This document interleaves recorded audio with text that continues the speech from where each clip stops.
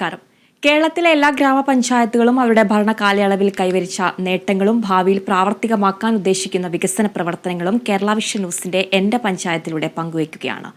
ഇന്നത്തെ അതിഥികളായി നമ്മളോടൊപ്പം ചേരുന്നത് കൊല്ലം ജില്ലയിലെ തൃക്കോവിൽവട്ടം ഗ്രാമപഞ്ചായത്ത് പ്രസിഡന്റ് സിന്ധു GS, കണ്ണൂർ ജില്ലയിലെ മയ്യിൽ ഗ്രാമപഞ്ചായത്ത് പ്രസിഡന്റ് അജിത MV എന്നിവരാണ്. എല്ലാവർക്കും എന്റെ പഞ്ചായത്തിലേക്ക് സ്വാഗതം.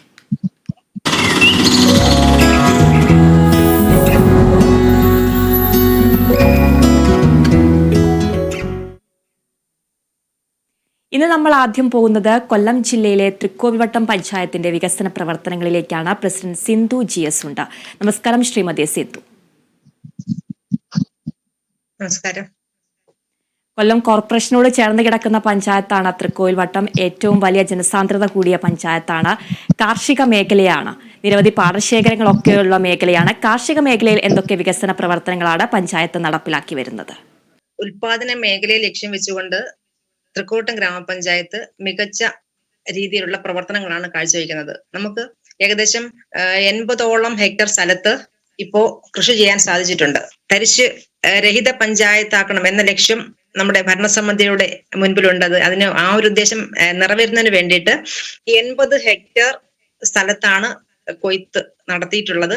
അത് നമ്മുടെ വിവിധ പാടശേഖര സമിതിയുടെ സഹായത്തോടു കൂടി ജില്ലാ പഞ്ചായത്ത് സംവിധാനങ്ങളും അതിനകത്ത് നമുക്ക് സഹായകമായിട്ട് വന്നിട്ടുണ്ട്. നമ്മൾ ഈ പാടശേഖരങ്ങളിലെ കൃഷി ഇറക്കി നല്ല മികച്ച വിളവോടെ കൃഷി കൊയ്ത് കഴിഞ്ഞു.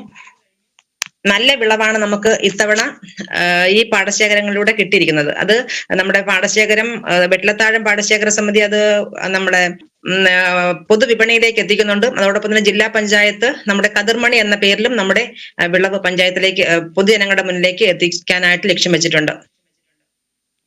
തീർച്ചയായിട്ടും കാർഷിക മേഖലയിൽ നിരവധി വികസന പ്രവർത്തനങ്ങളാണ് പഞ്ചായത്ത് നടപ്പിലാക്കി വരുന്നത്. ഏറ്റവും എടുത്തു പറയേണ്ടത് ആരോഗ്യ മേഖലയിലാണ്.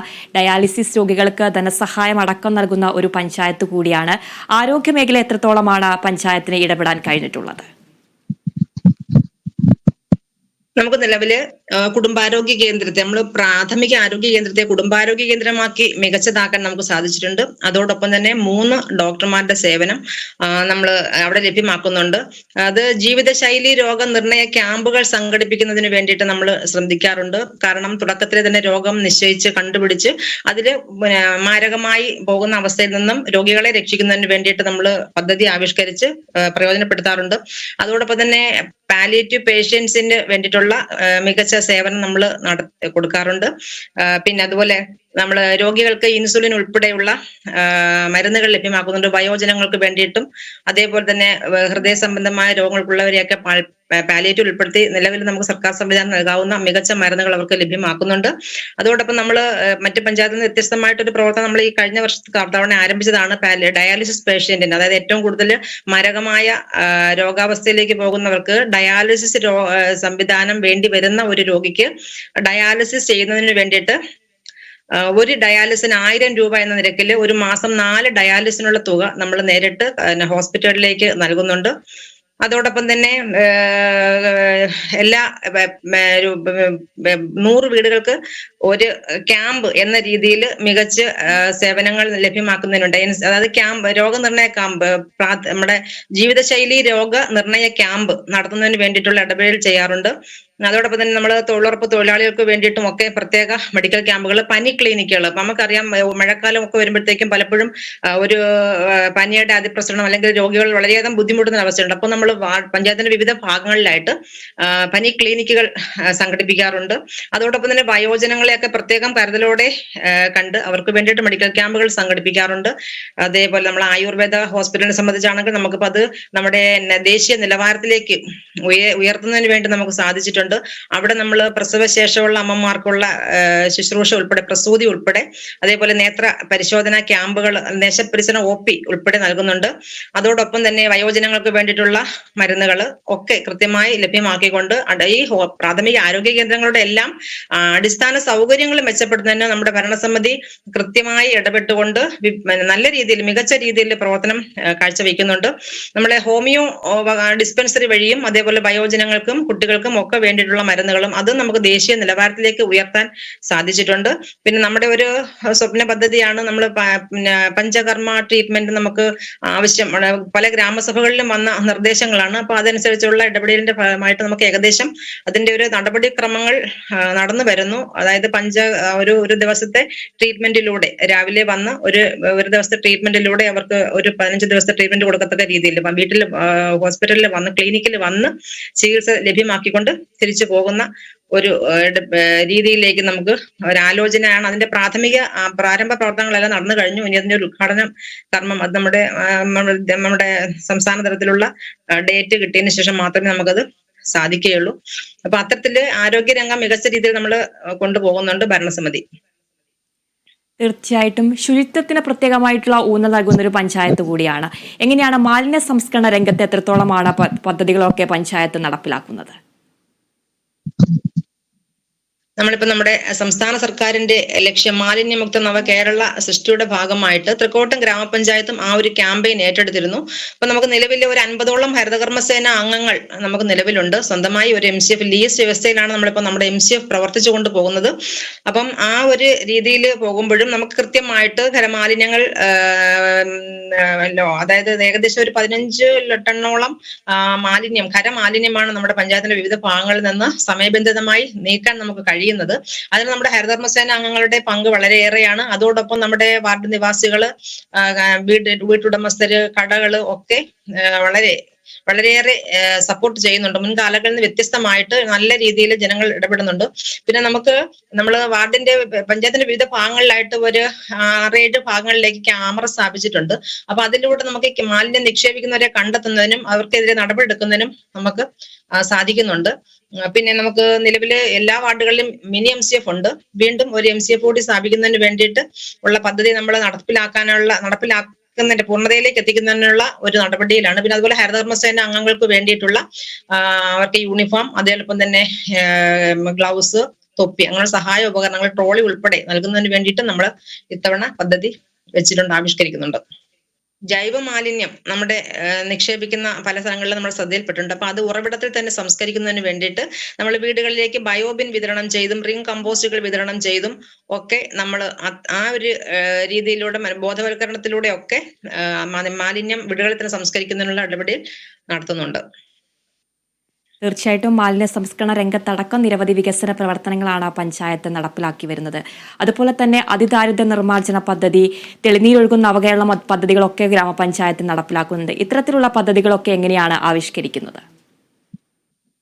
നമുക്കിപ്പം നമ്മുടെ സർക്കാർ ലക്ഷ്യം വെച്ചിരിക്കുന്ന വളരെയേറെ കരുതലോടെ കാണുന്ന ഭാഗമാണ് അതിദാരിദ്ര്യ നിർമ്മാർജ്ജനം. അപ്പൊ നമുക്ക് നമ്മുടെ പഞ്ചായത്തിൽ ഏകദേശം 112ഓളം അതിദരിദ്രരായിട്ടുള്ള വിഭാഗങ്ങളെ കണ്ടെത്തിയിരുന്നു. അതില് അവർക്ക് പിന്നെ ഉപജീവനത്തിന് വേണ്ടിയും അതിജീവനത്തിന് വേണ്ടിയുമുള്ള പദ്ധതികൾ ആവിഷ്കരിച്ചിട്ടുണ്ട്. അവർക്ക് സ്വയം തൊഴിൽ ചെയ്യാൻ താല്പര്യമുള്ളവർക്ക് നമ്മൾ മൈക്രോ പ്ലാനുകളിലൂടെ അവർക്ക് സ്വയം തൊഴിൽ സംരംഭങ്ങൾ നടപ്പിലാക്കുന്നതിന് വേണ്ടിയിട്ടുള്ള സഹായങ്ങൾ ചെയ്യുന്നുണ്ട്. അതോടൊപ്പം ഭക്ഷണം ആവശ്യമുള്ളവർക്ക് ഭക്ഷണം എത്തിച്ച്, വാതിൽപ്പടിയിൽ സേവനം എത്തിച്ച്, മരുന്നുകൾ ഉൾപ്പെടെ ലഭ്യമാക്കിക്കൊണ്ട് നമ്മൾ അവരെ കരുതലോടെ കാക്കുന്നുണ്ട്. അതേപോലെ നമുക്ക് ലൈഫ് ഭവന പദ്ധതിയിൽ ഉൾപ്പെട്ടിട്ടുള്ള ഗുണഭോക്താക്കളെ മുൻഗണനാ ലിസ്റ്റിൽ കൊണ്ടുവന്ന് അവർക്ക് വീട് നൽകുന്നതിനുള്ള പണി പൂർത്തീകരണത്തിലേക്ക് എത്തുന്ന ഇടപെടലായിട്ടുണ്ട്. അതോടൊപ്പം തന്നെ നിലവില് വസ്തുവില്ലാത്തവർക്ക് വസ്തു കണ്ടെത്തുന്നതിനും 10ഓളം കുടുംബങ്ങൾക്ക് വസ്തു നിലവിലില്ലായിരുന്നു. അവർക്ക് വസ്തു കണ്ടെത്തുന്നതിനും ഇനി ഒരു 3 പേർക്ക് കൂടി വസ്തു കണ്ടെത്തി അതിനുള്ള പ്രാരംഭ നടപടികളെല്ലാം പൂർത്തിയായി കഴിഞ്ഞു. തുടർന്ന് നമുക്ക് അവർക്ക് വീട് മെയിൻ്റനൻസ് ആവശ്യമുള്ളവർക്കും അതോടൊപ്പം തന്നെ മറ്റാരുടെയും ആശ്രയമില്ലാതെ ഒറ്റപ്പെട്ട് കഴിയുന്നവർക്കൊക്കെ സമിതി രൂപീകരിച്ച് നമ്മൾ അവരുടെ ഭവന പുനരുദ്ധാരണം നടത്തി കൊടുക്കുന്ന പ്രവർത്തനങ്ങളും ഒക്കെ പൂർണ്ണതയിൽ എത്തിക്കഴിഞ്ഞിരിക്കുന്നു. തീർച്ചയായിട്ടും കാർഷിക മേഖലയിൽ നിരവധി വികസന പ്രവർത്തനങ്ങൾ നടത്തുന്നത് പോലെ തന്നെ മൃഗസംരക്ഷണ മേഖലയിലും നിരവധി വികസന പ്രവർത്തനങ്ങളാണ് നടത്തുന്നത്, അല്ലേ? അതെ. കാരണം നമുക്ക് ഉൽപാദന മേഖലയിൽ ലക്ഷ്യം വെച്ചുകൊണ്ട് പഞ്ചായത്ത് വിവിധങ്ങളായ പദ്ധതികളാണ്. അത് കാർഷിക മേഖലയിലും മൃഗസംരക്ഷണ മേഖലയിലും മത്സ്യ മേഖലയിലും ഒക്കെ നമ്മൾ ക്ഷീര മേഖലയിലും ഒക്കെ നമ്മൾ വിവിധങ്ങളായ പദ്ധതികൾ ആവിഷ്കരിച്ചുകൊണ്ട് മതിയായ ഫണ്ടുകൾ വകയിരുത്തി നമ്മൾ പദ്ധതികൾ നടപ്പിലാക്കി വരികയാണ്. അപ്പം കാർഷിക മേഖലയിലാണെങ്കിൽ നമുക്ക് തരിശ് രഹിത പഞ്ചായത്ത് ആകണം എന്നുള്ള ഉദ്ദേശത്തോടെ നമ്മുടെ പാടശേഖരങ്ങളിലൊക്കെ കൃഷി ഇറക്കുന്നുണ്ട്. അതേപോലെ മൃഗസംരക്ഷണ മേഖലയിലാണെങ്കിൽ വീടുകളിലേക്ക് കർഷകർക്ക് ഉരുക്കളെ വിതരണം ചെയ്തും അതേപോലെ തന്നെ പക്ഷികളെയും ഒക്കെ കോഴി, താറാവ് തുടങ്ങിയ പക്ഷികളെയും ആട്, പോത്ത് തുടങ്ങിയ ഉരുക്കളെയും വിതരണം ചെയ്ത് അവരുടെ ഒരു ജീവിത നിലവാരത്തിൽ അധിക വരുമാനം കണ്ടെത്തുന്നതിന് വേണ്ടിയിട്ടുള്ള ഇടപെടൽ പഞ്ചായത്ത് നടത്തി വരുന്നു. തീർച്ചയായിട്ടും വയോജനങ്ങൾക്ക് ഭിന്നശേഷിക്കാർക്കുള്ള ഏതൊക്കെ പദ്ധതികളാണ് പഞ്ചായത്ത് നടപ്പിലാക്കുന്നത്? നമുക്ക് നിലവിൽ ഭിന്നശേഷി സൗഹൃദ പഞ്ചായത്താണ്. നമുക്കൊരു ബഡ് സ്കൂളുണ്ട്. ആ ബഡ് സ്കൂളിൽ ഏകദേശം 10-22ഓളം കുട്ടികൾ പഠിക്കുന്നുണ്ട്. അപ്പൊ ആ കുട്ടികൾക്ക് വേണ്ടിയിട്ട് നമുക്ക് സ്വന്തമായ കെട്ടിടത്തിന് വേണ്ടിയിട്ട് ഇപ്പൊ ശിലാസ്ഥാപനം നടത്തി പ്രവർത്തനം പുരോഗതിയിലേക്ക് എത്തുന്നു. അതോടൊപ്പം തന്നെ ആ കുട്ടികൾക്കും ആ കുട്ടികളുടെ അമ്മമാർക്കും ഒരു കരുതൽ എന്ന രീതിയിൽ നമ്മൾ അവർക്കൊരു പേപ്പർ ക്യാരി ബാഗ് നിർമ്മാണ യൂണിറ്റ് നടത്തിയിരുന്നു. ഇപ്പൊ നമ്മുടെ നിലവിലെ കുടുംബാരോഗ്യ കേന്ദ്രത്തിലെ മെഡിസിൻ നൽകുന്ന കവറുകളൊക്കെ നമ്മുടെ ഭിന്നശേഷിക്കാരായ കുട്ടികളും അവരുടെ രക്ഷകർത്താക്കളും കൂടി ചേർന്ന് നൽകുന്ന ആ ഒരു പ്രവർത്തനം നമ്മൾ പഞ്ചായത്ത് ആ രീതിയിൽ അവർക്ക് അധിക വരുമാനം കണ്ടെത്തുന്നതിനുള്ള മാർഗം നൽകി കഴിഞ്ഞു. അതോടൊപ്പം തന്നെ നമ്മുടെ പഞ്ചായത്ത് ഭിന്നശേഷിക്കാർക്ക് വേണ്ടിയിട്ട് അവരുടെ സഹായ ഉപകരണങ്ങൾ, ഹിയറിംഗ് എയ്ഡ്, അതേപോലെ അവർക്ക് വാക്കർ, വീൽ ചെയർ, പിന്നെ അതേപോലെ തന്നെ അവർക്ക് വേണ്ട സ്കോളർഷിപ്പ് തുടങ്ങിയ എല്ലാ ആനുകൂല്യങ്ങളും വിതരണം ചെയ്ത് ഗ്രാമസഭയിൽ ഗുണഭോക്താക്കളെ കണ്ടെത്തി കൃത്യമായി എല്ലാവർക്കും ആനുകൂല്യം ലഭ്യമാക്കണം എന്ന രീതിയിൽ തന്നെ പദ്ധതി ആവിഷ്കരിച്ച് നടപ്പിലാക്കി വരുന്നു. അതോടൊപ്പം തന്നെ വയോജന സൗഹൃദ ഗ്രാമപഞ്ചായത്ത് ആകണം എന്ന ലക്ഷ്യത്തോടു കൂടി നമ്മൾ വയോജനങ്ങൾക്ക് വേണ്ടിയിട്ട് ഈ 60 വയസ്സിന് മുകളിലുള്ള ആൾക്കാർക്ക് പകൽ സമയങ്ങളിലൊന്നും വിശ്രമിക്കുന്നതിനും ഒക്കെ ഒരു ഇരിപ്പിടം ആവശ്യമാണ് എന്ന നിരന്തര ആവശ്യപ്രകാരം നമ്മൾ പഞ്ചായത്ത് വയോജന സൗഹൃദ വിജ്ഞാന കേന്ദ്രം എന്നൊരു പദ്ധതി ആവിഷ്കരിച്ചിട്ടുണ്ട്. അത് നടപ്പിലാക്കും. അതോടൊപ്പം തന്നെ അവർക്ക് വേണ്ട സഹായ ഉപകരണങ്ങൾ നൽകുന്നുണ്ട്, കട്ടിൽ വിതരണം, അതോടൊപ്പം തന്നെ അവർക്കും ഈ വീൽ ചെയർ ഒരു ഉപജീവന മാർഗം, കാരണം സ്വന്തമായ ഒരു ഉപജീവന മാർഗം കണ്ടെത്തുന്നതിന് വേണ്ടി wheel chair, electric wheel chair ഉൾപ്പെടെ നൽകി അത് അത്തരത്തിലുള്ള ഭിന്നശേഷിത്വം അനുഭവിക്കുന്ന കുടുംബത്തിന് സഹായിക്കുന്നതിന് വേണ്ടിയിട്ടുള്ള രീതിയിൽ പഞ്ചായത്ത് അവരെ സഹായിക്കുന്നുണ്ട്. തീർച്ചയായിട്ടും വയോജനങ്ങൾക്കും ഭിന്നശേഷിക്കാർക്കും അടക്കം നിരവധി വികസന പ്രവർത്തനങ്ങളാണ് പഞ്ചായത്ത് നടപ്പിലാക്കി വരുന്നത്. ഇനിയുള്ള ഭാവി വികസന പ്രവർത്തനങ്ങൾ എന്തൊക്കെയാണ്? നമുക്ക് ഒട്ടേറെ കാര്യങ്ങൾ ചെയ്യാനുണ്ട്. അപ്പം നമ്മൾക്കറിയാം, ലൈഫ് മിഷൻ പദ്ധതിയിലൂടെ നമ്മൾ കുറേയേറെ വീടുകൾ നൽകി കഴിഞ്ഞു. അതായത് 2 ഫേസിലായിട്ട് നമ്മൾ ഏകദേശം 380ഓളം വീടുകൾ നൽകി കഴിഞ്ഞു. തുടർന്നും ഇനി നമ്മുടെ 2020 നമ്മളിപ്പം 127ഓളം കുടുംബങ്ങൾക്ക് ഭവനം പണി തുടങ്ങി. 50ഓളം കുടുംബങ്ങളുടെ വീടുകളുടെ പണി പൂർത്തിയായി കഴിഞ്ഞു. തുടർന്ന് നമുക്ക് തൃക്കോട്ടം പഞ്ചായത്ത് വലിയ പഞ്ചായത്ത് ആയതുകൊണ്ട് തന്നെ ഗുണഭോക്താക്കളുടെ എണ്ണം കൂടുതലാണ്. അവർക്ക് എല്ലാം ആനുകൂല്യം കൊടുക്കണം. അതോടൊപ്പം തന്നെ ഇത്തവണ നമ്മൾ വനിതാ ഘടക പദ്ധതിയിൽ ഉൾപ്പെടുത്തിയിരിക്കുന്ന തുക വനിതകളുടെ പ്രത്യേക ക്ഷേമത്തിന് വേണ്ടിയിട്ടും അവരുടെ അതിജീവനത്തിനും ഉപജീവനത്തിനും വേണ്ടിയിട്ടും ഉപയോഗിക്കാൻ നമ്മൾ ഭരണസമിതി തീരുമാനിച്ചിരുന്നു. അതിന് പ്രകാരം ഇത്തവണ നമ്മൾ ഒരു പുതിയ ലക്ഷ്യം വെച്ചിരിക്കുന്ന ഒരു പദ്ധതിയാണ് വനിതകൾക്ക് അഭ്യസ്തവിദ്യരായിട്ടുള്ള ഗൃഹനാഥമാരായ വനിതകളെ ചേർത്തുകൊണ്ട് അവർക്കൊരു PSC പരിശീലനം വഴി തൊഴിൽ നൽകുന്നതിന് വേണ്ടിയിട്ട് നമ്മൾ പഞ്ചായത്ത് ഭരണസമിതി ആലോചിച്ചിട്ടുണ്ട്. അതിനുള്ള പദ്ധതി വെച്ചിട്ടുണ്ട്. അതോടൊപ്പം തന്നെയാണ് നമ്മുടെ കുടുംബശ്രീ സംരംഭകർ. നമുക്കറിയാം, സ്ത്രീകളുടെ സാമൂഹികവും സാമ്പത്തികവുമായ ശാക്തീകരണത്തിനും സാമ്പത്തിക അച്ചടക്കം ഒക്കെ ലക്ഷ്യം വെച്ചുകൊണ്ട് വനിതാ സംരംഭകരെ പ്രോത്സാഹിപ്പിക്കുന്നതിന് വേണ്ടിയിട്ടും കുടുംബശ്രീ സംരംഭകരെ പ്രോത്സാഹിപ്പിക്കുന്നതിന് വേണ്ടിയിട്ടും അവർക്ക് വേണ്ട റിവോൾവിംഗ് ഫണ്ട്, അതോടൊപ്പം തന്നെ അവർക്ക് തൊഴിൽ പരിശീലന തയ്യൽ യൂണിറ്റുകൾ ആരംഭിക്കുന്നതിനും അതോടൊപ്പം അല്ലെങ്കിൽ ഫുഡ് പ്രോസസിംഗ് പോലെയുള്ള പദ്ധതികൾ ആവിഷ്കരിച്ച് നടപ്പിലാക്കുന്നതിന് വേണ്ടിയും ഇത്തവണ ഭരണസമിതി കൂട്ടായി ആലോചിച്ച് വനിതകൾക്ക് പ്രയോജനപ്പെടുത്തക്ക രീതിയിലുള്ള പദ്ധതികൾ പൂർത്തീകരണത്തിലേക്ക് നമുക്ക് എത്തിക്കേണ്ടതായിട്ടുണ്ട്. അതോടൊപ്പം തന്നെ നമ്മുടെ ഒരു ലക്ഷ്യമായിരുന്നു നമ്മുടെ പഞ്ചായത്തിന് സ്വന്തമായ ഒരു കളിസ്ഥലം. അപ്പൊ ആ കളിസ്ഥലത്തിന് വേണ്ടിയിട്ട് നമ്മൾ സ്വന്തമായി വസ്തു വാങ്ങി ജില്ലാ പഞ്ചായത്തുമായി ചേർന്നുകൊണ്ട് സ്റ്റേഡിയം നിർമ്മാണത്തിന്റെ പ്രവർത്തനങ്ങൾ പുരോഗതിയിലേക്ക് എത്തിക്കുന്നുണ്ട്. ഈ പ്രശ്നങ്ങളെല്ലാം നമ്മുടെ മുന്നിൽ നിൽക്കുമ്പോൾ തന്നെ നമുക്കിപ്പോ ഇന്ന് നമ്മളെ ലഹരിയുടെ ഒരു അതിപ്രസരത്തിലേക്ക് കടന്നിരിക്കുന്ന ഒരു സാഹചര്യം സമൂഹത്തിൽ നിന്നും അത്തരത്തിലുള്ള ഇടപെടലിൽ കുട്ടികൾ എത്തപ്പെടാതെ അവർക്ക് വേണ്ടിയുള്ള ഒരു ബോധവൽക്കരണവും അതേപോലെ തന്നെ നമുക്കറിയാം നമ്മുടെ സമൂഹം നേരിടുന്ന കുറെ വെല്ലുവിളികളുണ്ട്. ഈ വെല്ലുവിളികളിൽ നിന്ന് നമുക്ക് നമ്മുടെ തലമുറയെ മുന്നോട്ട് കൊണ്ടുപോകുന്നതിന് വേണ്ടി നമ്മൾ തദ്ദേശ സ്വയംഭരണ സ്ഥാപനങ്ങളും നമ്മുടെ സർക്കാരും ഒക്കെ ഒട്ടേറെ പദ്ധതികൾ ആവിഷ്കരിച്ചിട്ടുണ്ട്. അതെല്ലാം പൂർത്തീകരണത്തിലേക്ക് എത്തിക്കണം എന്ന ഒരു ശക്തമായ ഒരു തീരുമാനം നമ്മുടെ ഭരണസമിതിയിലുണ്ട്. അതിനു വേണ്ടിയിട്ട് നമ്മൾ പുതിയ കാര്യങ്ങൾ ആലോചിക്കുന്നുണ്ട്. ആസൂത്രണ സമിതിയൊക്കെ കൂടുമ്പോൾ അത്തരത്തിലുള്ള പദ്ധതികളൊക്കെ ആവിഷ്കരിച്ച് ഇനി പുതിയ കാര്യങ്ങളിലേക്കും നല്ല വികസനത്തിലേക്ക് കൊണ്ടുപോകണം എന്ന് തന്നെയാണ് ഭരണസമിതി ശക്തമായ തീരുമാനം എടുത്തിരിക്കുന്നത്. അതനുസരിച്ചുള്ള പ്രവർത്തനങ്ങൾ നമ്മൾ ആലോചിച്ച് നടപ്പാക്കാൻ ശ്രമിക്കുന്നു. തീർച്ചയായിട്ടും മാതൃകാപരമായിട്ടുള്ള വികസന പ്രവർത്തനങ്ങളാണ് പഞ്ചായത്ത് നടപ്പിലാക്കി വരുന്നത്. കൊല്ലം ജില്ലയിലെ തൃക്കോവിൽവട്ടം പഞ്ചായത്തിന്റെ വികസന പ്രവർത്തനങ്ങളാണ് പ്രസിഡന്റ് സിന്ധു GS പങ്കുവച്ചത്. എല്ലാ ഭാവി വികസന പ്രവർത്തനങ്ങളും യാഥാർത്ഥ്യമാകട്ടെ എന്ന് ആശംസിക്കുന്നു. നന്ദി ശ്രീമതി സിന്ധു.